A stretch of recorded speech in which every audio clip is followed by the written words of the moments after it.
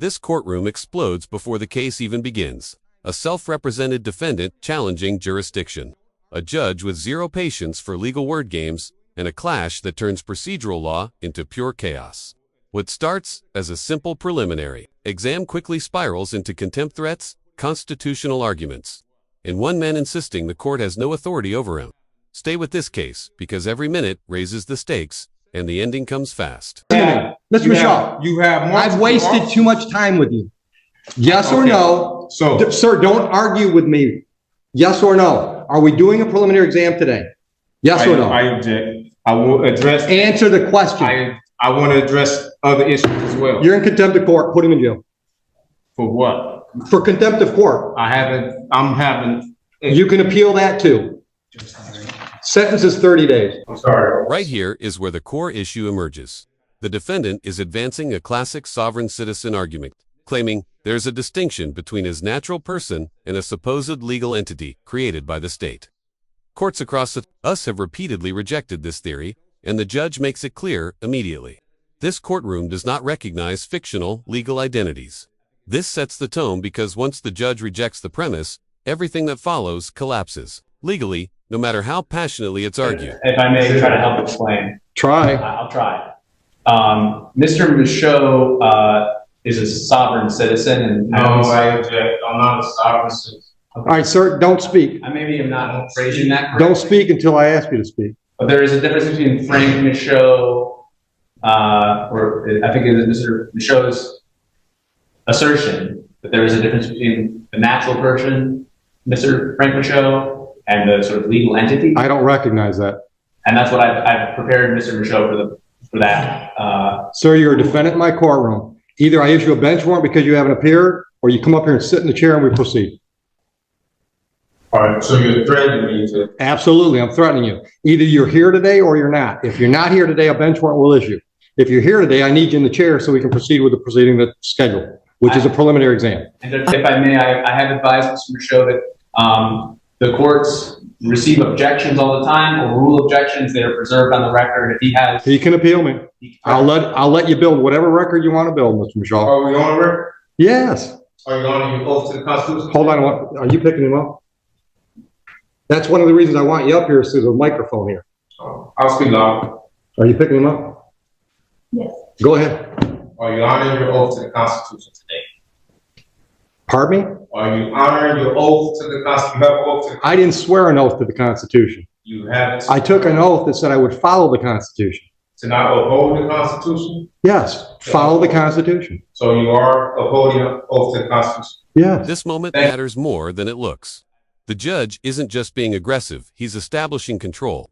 Courts operate on order, not debate. When the defendant keeps reframing questions and refusing direct answers, the judge responds with blunt authority. Legally speaking, this is about efficiency and jurisdictional clarity, but emotionally, it's a power struggle. Viewers, ask yourself, should judges be this forceful, or is this exactly what prevents courtroom chaos? Thank you. I accept your oath. Thank you. Okay. Now I have... Sir, get your ass in the chair or leave and I'll issue a bench warrant. You're not running the courtroom. I am. If you want to have an exam today, get your ass in the chair. That's the way it works. I reserve all my rights. I would have nothing less. I reserve all rights. Now, are you representing yourself today? I'll present myself. That's not what I asked you. Are you representing yourself, or is this gentleman going to be your lawyer for today's proceedings? I will be presenting myself today. All right, so that's a no. You don't want him to represent you? No, for the record, he's not my lawyer. I don't have an attorney. I present myself. Okay. Judge, what I've recommended to Mr. Michaud is that he has a jurisdictional argument that he wants to make, and that, you know, pending Your Honor's ruling on that jurisdictional issue, I have prepared to conduct a preliminary exam. Okay. And could be, you know, available if he wanted to ask me to do that at the correct time. So you want to represent yourself for that jurisdictional argument, and if I rule against you, then perhaps you want him to represent you? Is that what I'm hearing? No, that's not what you're hearing. All right, so you don't want him at all under any circumstance? No, I don't need an attorney for the record. Okay.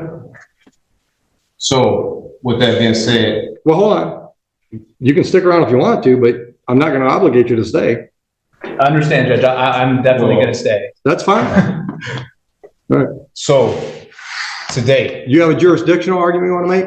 well, I served notice. Sir, it's a yes or no. Do you have a jurisdictional argument you'd like to make today? I have a Yes or no? why are you forcing me to say answer? Because I'm running the courtroom and it's the way I want to do it. Do you have a jurisdictional argument you'd like to make today? I do, yes. Then make it. What's your jurisdictional argument? I'm presenting myself. So I need to know, Article 6 of the Constitution grants me the right to know what jurisdiction is this court operating up under? State of Michigan. Here's the legal reality in plain language. Michigan district courts are statutory courts. They get their authority directly from state law. Criminal cases are prosecuted by the state on behalf of the public, not an individual victim. So when the defendant insists on an injured party affidavit, he's misunderstanding how criminal law works. The judge explains this cleanly. The people of the state of Michigan are the injured party. This exchange exposes the legal gap between internet theories and real courtroom procedure. State of Michigan. No, what jurisdiction? State of Michigan. Okay, what jurisdiction is the state of District Michigan? courts are legislative courts. That means they're created by statute. The state of Michigan gives me my jurisdiction. So, okay, is that I work criminal under the authority or of the state of Michigan. what is it under what jurisdiction? There's two different jurisdictions under the Constitution. You have admiralty and common law. So I'll need to know. This is not admiralty. What is And it? it's not common law. Which It's one? statutory. Okay, so it's statutory. That is what, civil? No. So what is it? For the My record, I need to jurisdiction have is it both on- civil- I can't defend myself unless I have it on the record. Is it? My It's jurisdiction. only two. Sure. Shut up. If you ask me a question, I can't answer while you're talking. Okay, cool. My jurisdiction is both civil and criminal as provided by the statutes of the state of Michigan. Okay, so today, under which one is? This is a criminal case. Okay, right. So is that common law or admiralty? It's statute. It's neither common law or admiralty. It's one or the other. It don't say statute. All right, then you can appeal my ruling. My ruling is it's neither admiralty or common law. So this is you say it's criminal for the record. Yes. Okay, and if it's criminal, in order for a crime to exist, there must be an injured party for the record, right? There must be what? An injured party. Yeah, it's the people of the state of Michigan. All right, so if the people of the state of Michigan, right? Where's the sworn statement? Where's what? A sworn statement. I have a right to see a sworn statement saying I injured someone. There's a complaint in the file. Sworn complaint, signed, You want to see it? affidavit, sworn affidavit. No, it's not. I don't think it's an affidavit. Well, okay, so You said you wanted a sworn complaint. from an injured party, who have I injured for the record? The state of Michigan How can I are injure bringing the the state? charges. How can I injure the Sir. state? This is where consequences kick in. Contempt of court isn't about hurt feelings, it's about disrupting judicial proceedings. Every interruption, refusal to answer, or speaking out of turn compounds the penalties. The $100 fine here isn't symbolic, it's a warning shot. Judges escalate contempt to preserve order, and once a defendant ignores those warnings, jail time becomes legally justified. The tension here isn't accidental, it's procedural enforcement playing out in real time. Sir, sit down. Sit I'm saying, down. I'm not. Sit down, or I will hold you in contempt. Another threat. Wow. You're probably going to hear more than one. I see. All right. I am ruling that I have jurisdiction. You are free to appeal that to the circuit court. Proceed. Do the people have a witness they'd like to call in the exam? Yes, Judge, the people are prepared to move forward. Just as a quick preliminary matter, we'd request a mutual order of sequestration with an exception for the OIC. All right. So again, I'm not asking you to talk. Ma'am, are you a possible witness in this case? Okay. All right. And would you mind putting your name on the record, please? Counsel, I want to look at the lady. Would you mind putting your name on the record? She's a witness. She is a witness. Sir, you speak again when I haven't asked you to, and you're in contempt. And we'll deal with that first. The reason I need your name is because if you appear somewhere down the road and want to testify, we have to know that today you were in the courtroom. And I can't do that by taking a picture of you, so I'm asking you to state your name. Your witness. Yes. Sir, you are in contempt of court. That's a $100 fine. Speak again when it's not your turn, and I'll continue to up the ante. Clear? You can speak now. I've asked you a question. I object. I don't give a shit if you object. Is it clear what I said? I'm waiting for an answer. I said I object. What am I supposed to say? I want to know if you understand you've just been fined $100 for contempt. I don't understand. Okay, well, you still owe me $100. Are you going to give me your name? That's fine. Thank you. Witness. Your Honor, the people called Officer Steppen. Oh, I'm sorry. One last quick preliminary matter. Pursuant to 76611D, we'd like to introduce a certified registered of action in regard to this individual being a previously convicted felon. I object. Hold on. Have you showed that to him? I object. I object. What's your objection, Mr. Michaud? My objection is that I am here under the guise of Bless you. probable cause conference. And I don't know how we're here at a preliminary exam when I did not waive any right to waive a probable cause. This is a preliminary exam. This is okay. So right here, This is the probable cause hearing. It says. All right, stop. Right now, the question on the table is you've objected to admittance of that document. I want to know what your legal objection is. I'm also objecting. What is your legal objection? To not waiving my probable cause hearing. Denied. That's admitted because you didn't give me a valid objection. I object. You can't just object. You got to explain with the valid objections to the evidence. That we are having a preliminary exam when I haven't had a probable cause hearing that I did not. They're the same thing, Mr. Michaud. On this, Mr. Michaud, they're the same thing. But it's still, I have a right to a probable cause. Am I right or wrong? Sure, try. Am I right? Do I have a right to a probable cause? That's what today is scheduled for. But today it says preliminary exam. Right here it says probable cause conference. And today is a different date that says a preliminary. Have you ever had a grilled cheese? If it was different. Have you ever had a grilled cheese? If it was different, why would it have two separate Have you ever had a grilled cheese? I object to any of that. Why would it have two separate columns? Take him out. Why would it have two separate columns? I'm not playing this game with him today. If you think you can get him to shut up long enough so we can have our hearing, we'll do it. But I'm not going to let him try to run my courtroom. Okay, I'll just be very brief in my one attempt here. I would like to try to explain what I understand Mr. Michaud's objection to be, and what I have also represented to him regarding that objection. Mr. Michaud, I think the court record will reflect, had a probable cause conference first on November 29th and then again on December 20th. I have disclosed, I think I've been very transparent with Mr. Michaud that probable cause conference is a bit of a misleading name because probable cause conference under the court rules does not require that probable cause be established. Right.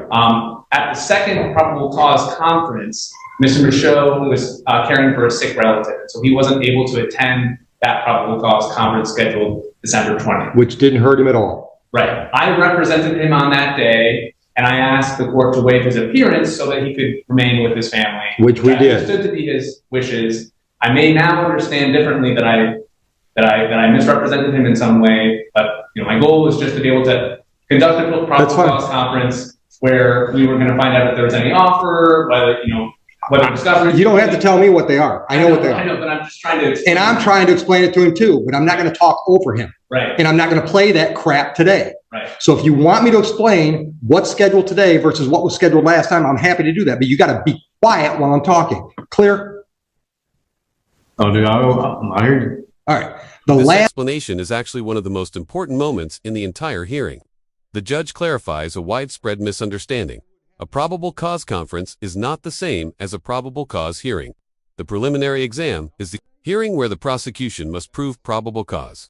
The defendant keeps arguing semantics, but legally, the process is sound. This is a textbook example of how terminology confusion can derail a self-represented defense. Right. The last court date that we call a probable cause conference is like a pretrial on a misdemeanor. It gives the parties a chance to discuss the case and see if there's any resolutions prior to the next step. Next step being preliminary exam. At the preliminary exam, the people have to prove to me that there's probable cause to believe that there was a crime and there's reason to believe you were involved. That's what's scheduled today. That is a probable cause hearing. Probable cause conference is just a name that we all came up with instead of saying it's a pretrial for a felon. Do you have any questions based on that? At what point did I waive it? If it's a hearing, or You a conference, didn't right, waive it. so I There's nothing so to do hold. I have a right to have a probable cause conference? No, What? you can do that right now. Do you want to make a deal with the people? I want to be able to prepare myself for the probable cause conference. And in order There's no to prepare, preparing for a probable cause It's- conference. it's- It's a conversation. it still takes preparation. You want a PCC? Go out in the hallway, have a PCC with the unrepresented defendant. Judge, just for the record, there will be no offer at this stage. There's your PCC. Now, do you want to plead guilty? Do you want to have an exam? And at the exam, he's got to prove to me those two things I just said. Probable cause to believe a crime was committed on this date and reason to believe that you were involved. Do you want to have that hearing so he has to prove his case? Or do you want to waive? That's the other option. You can waive the preliminary exam and we'll take the case directly to circuit court level 2 weeks down the road for an arraignment on information, which I would describe as another pretrial on a felony, where you and the prosecutor can discuss the case, see if there are any offers. That's another option. Would you agree with that assessment, Mr. Sullivan? I would agree, and I would also just add that Mr. Michaud has made his arguments today, he ruled on his arguments, and that he preserves his right to— He can appeal them. as you've already said, at circuit court. And so if he wants to sort of move forward on that defense alone, that, you know, the waiver does not preclude him from Not at all. arguing jurisdiction at the circuit court level. But likewise, if he holds a preliminary exam today, holds the people to their burden, he also maintains the right to, you know, continue his objections to jurisdiction, to appeal the court's orders regarding jurisdiction at that next level, at the circuit court level, assuming that the people are able to prove probable cause today. Now, do you want to have an exam today? Well, I wanted to address some, I served the court some notices. I haven't read any of that because you were represented by counsel. No, I wasn't. I don't have any contract. As far as I knew, you were represented by counsel. Okay, so now you know. And I served the court notices. And I would like to— First notice, what would you like to put me on notice about? Well, I served you notice that I requested the criminal bonding information. I requested Criminal the what? bid bond. Hold on. I What? requested the bid bond, the performance bond. I have the affidavit. There is no bond. There are bonds. This is Okay, you said it's criminal. listen. You can't tell me something and then just disagree with me Well, and think okay. listen to me. Sir, I am not going to let you interrupt me. Oh, you just interrupt me. I'm in charge. I get to do shit you don't get to do. It's part of the black robe, okay? That's just the way it works. My courtroom, I get to decide how it's run. There are no bonds required for me to do what's scheduled today. I've been doing this 25 years. I've never had a bond. You have a bond. Okay, I have a bond. Everyone I here don't- has a bond. Not in any definition I know. So let's get to the point. Do you want an exam today? No, I really want to address. Okay, so I'm not addressing any of that crap you Can got in you- front of you. well, since you say you don't have a bond, can you express that in a via affidavit so I can have a? It's on the record. Order a transcript. I'm not signing anything for you. Okay. Also, I want to also address that. I sent a affidavit of fee schedule for violation of any of my rights. There are no fee schedules. Well, I gave you notice and. Great. Then you gave me notice. Doesn't change anything. We still scheduled for an exam today. Yes, just put it on the record that I served you notice, okay? Also, I served you notice on my power of attorney. Okay, you Okay. said that. Right, and Move on. you haven't responded to that, as well as my indemnity bond, which This several, is the collapse point. Claims about indemnity, bonds, private capacity, artificial persons, and fee schedules have no legal standing in criminal court. The judge directly states he does not recognize any of attend. That's decisive. Courts require statutes, case law, and admissible evidence, not personal declarations. When the judge points out that the defendant proved his identity simply by responding to his name, It's a devastatingly simple rebuttal that ends the argument entirely. Separates me, and I have a private capacity. I am not the artificial person. I don't am recognize not any a of that. United States citizen. I am Stop. actually Hold on. identified. Stop. You can put on notice what you sent the court if you want to make a record of that. But I'm telling you, I don't recognize any of that stuff you're talking about. I don't recognize that you're not really Frank Michaud. Okay, I understand that's what you're trying to argue, but I don't recognize that. Under what law could you represent, or you can use, tell me that, not just from what you say, because ignorance of the law is no excuse for you or nobody else. So what you're saying just don't mean nothing. I need to have facts. Okay, well, it does mean, prove hold on. It does, it should mean something because. Prove it, please prove it. Can I prove what? Prove that I am not that I am the artificial person. I can prove you're Frank Michaud. I have full faith and credit. I can prove. Okay, so hold on. You've asked me. I can prove you're Frank Michaud. You know how I can prove that? Because when I called the case and said you either come up here and be Frank Michaud or you leave, you came up here. And you proved it for me. You threatened me. But if you're not you, the threat means nothing. It doesn't mean nothing. Okay. But you're still threatening me, and you're using it under color of law. Okay, listen. And plus, listen to me. Mr. Michaud. You have I've wasted too much time with you. Yes or no? So, sir, don't argue with me. Yes or no? Are we doing a preliminary exam today? Yes or no? I object. I will address. Answer the question. I want to address other issues as well. You're in contempt of court. Put him in jail. For what? For contempt of court. I'm having. You can appeal that too. Sentence is 30 days. See you in 30 days. This case ends exactly where it began, with refusal to answer a direct question. The judge issues a 30-day contempt sentence, reinforcing a critical lesson. Courtroom authority is not optional. Jurisdiction exists whether a defendant agrees with it or not, and self-representation, without legal grounding, can escalate fast. If you found this courtroom clash as intense as we did, hit that like button, share your thoughts in the comments, and subscribe for more jaw-dropping courtroom breakdowns you won't see anywhere else.